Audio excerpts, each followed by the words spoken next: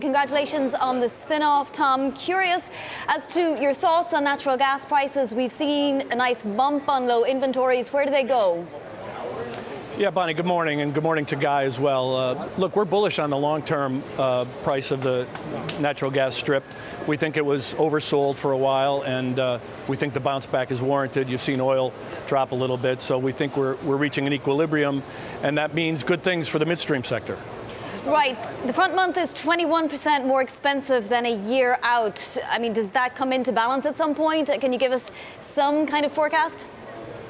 Yeah, I'm not really good at giving forecasts. My crystal ball is kind of cloudy, but what we know is from our perspective, our mission at Equitrans Midstream is to make sure that we've got long-term fixed contracts so that we're not as vulnerable to the interim trading fluctuations of the strip. Thomas, let's talk a little bit about the spin out and why it happens. Some shareholders certainly putting pressure on the company to make this happen. They like the idea maybe that you end up with a cleaner structure as a result of separating the businesses. Is everybody happy now? Are all the shareholders on board with this as a concept?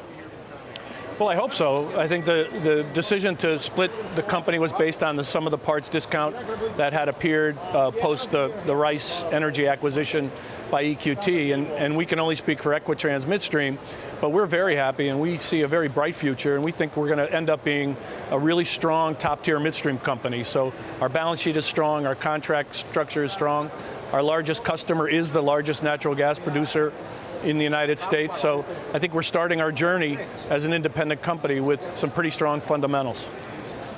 A lot of M&A normally in this kind of space. Now that you've been separated out, do you see yourself going on something like an acquisition spree, maybe pushing it too far, but do you see yourself growing through acquisitions?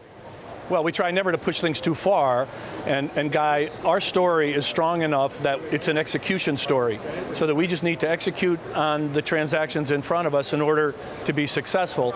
We don't need M&A to be successful in our strategy, but clearly, as any company would, we'll look at any opportunities that come available, and we'll try to fit that in with our overall strategy. Well, in fact, Jeffrey says that ETRN itself will pique M&A interest. Would you be open, Tom, to getting acquired in some way? Well, Bonnie, we're always going to do what's in the best interest of our shareholders. And we think right now the strategy that we've laid out and the really strong contracts that we have and the projects in front of us, we're an execution story that we think we're going to be able to deliver for our shareholders simply by executing on our strategy. Is an MLP merger likely? Will you absorb the MLP at some point? When might that be? Well, we can't speak about anything to do with the E-Train stock for a period of 2 years because of the safe harbor after the spin. But clearly it's been a focus of interest as it relates to the IDRs and simplification aspects of our structure. And now that we're a standalone company, we're going to be evaluating that pretty quickly here. Thomas, can I take you back to where Vonnie started the conversation, which is about the price of nat gas, clearly being driven higher at the moment by what is happening with the weather. Nevertheless, a little like Australia, America has built a lot of export capability, and I'm now wondering whether or not that's going to lead to increased volatility in the gas price because of the fact you've got that export markets, because of the fact that we have to deal with weather and etc. So we get through the winter, and then we end up with a significant price drop because suddenly that's not required anymore. How do you see the dynamics of the market between between exports and the domestic market? Yeah, so Guy, that's a good question. Look, I've been in the business long enough to realize that I can never predict what the strip is going to be too far out into the future. But I like the fact that we're now getting a more robust LNG export business, and the demand is still strong in the United States for natural gas. So there'll always be ebbs and flows, but as it relates to where the long-term equilibrium is going to be on the price of natural gas, I'll leave that to better prognosticators than me. But in terms of your expectation, you've got to manage a business around this, and I'm assuming you probably hedge out some of that risk, and as a result of which it doesn't affect you on a day-to-day basis. But nevertheless, how does the market develop from here, given that kind of scenario? How easy is it to invest? How easy is it to look at a capex cycle that you've got to work with when you are going to see these price swings moving around?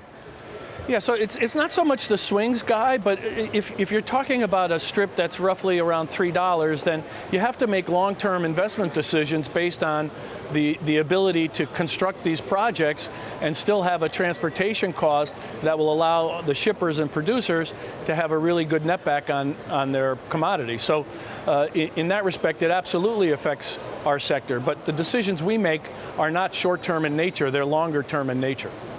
Tom, you've said you hope to lock down the Mountain Valley pipeline expansion in the first half of next year, and you're also looking for a dividend of 8 to 10%. Have either of those forecasts changed? Would Texas at all be attractive? No, I think that everything that we've signaled to the market stands today, and we'll be able to refine those numbers in the coming weeks and months. But we're pretty stable on where we think we're going to shake out in all this, which is pretty strong. Our distribution growth and dividend growth is going to be governed by ensuring that we have a strong balance sheet. As it relates to MVP, that's an execution story for us now. We think we've really narrowed the bands as to what the variations could be, and we're sticking with our fourth quarter of 2019 and a cost of $4.6 billion. And we are hopeful and expecting to be able to announce an expansion of MVP early in 2019.